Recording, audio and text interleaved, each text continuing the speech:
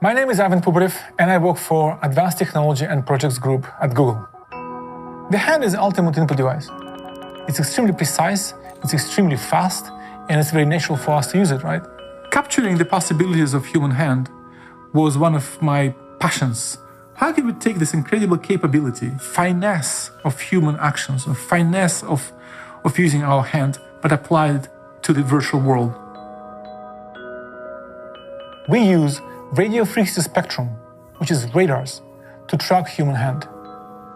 The radars has been used for many different things, to track cars, big objects, satellites and planes. We're using them to track micro motions, twitches of human hands, and then use that to interact with wearables and Internet of Things and other computing devices.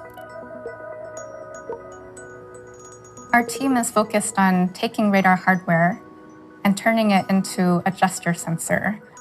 Radar is a technology which transmits a radio wave towards a target, and then the receiver of the radar intercepts the reflected energy from that target. The reason why we're able to interpret so much from this one radar signal is because of the full gesture recognition pipeline that we've built.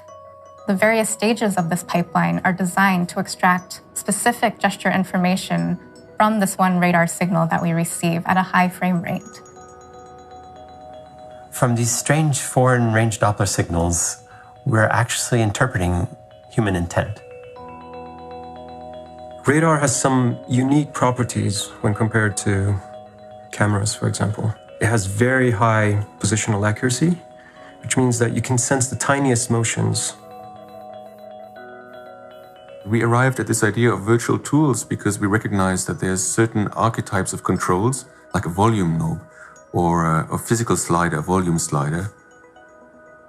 Imagine a button between your thumb and your index finger, and the button's not there, but pressing this is a very clear action, and there's a natural physical haptic feedback that occurs as you perform that action. The hand can both embody that virtual tool, and it can also be acting on that virtual tool at the same time. So if we can recognize that action, we have an interesting direction for interacting with technology. So when we started this project, me and my team, we looked at the project idea and we thought, are we going to make it or not? We don't know, but we have to do it. Because unless you do it, you don't know. And what I think I'm most proud of about our project is we have pushed the processing power of the electronics itself further out to do the sensing part for us. The radar has properties which no other technology has. It can work through materials, can embed it into the objects. It allows to track really precise motions. And what is most exciting about it is that you can shrink the entire radar and put in a tiny chip. That's what makes this approach so promising. It's extremely reliable. There's nothing to break. There's no moving parts. There's no lenses. There's nothing. It's just a piece of sand on your board. Now we're at a point where we have the hardware where we can sense these interactions and we can put them to work. We can explore how well they work and how well they might work in products.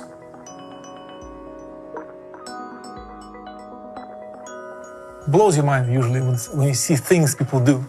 And that's what I'm really looking forward to. I'm really looking forward to releasing this to the development community, and I really want them to be excited and motivated to do something cool with it, right?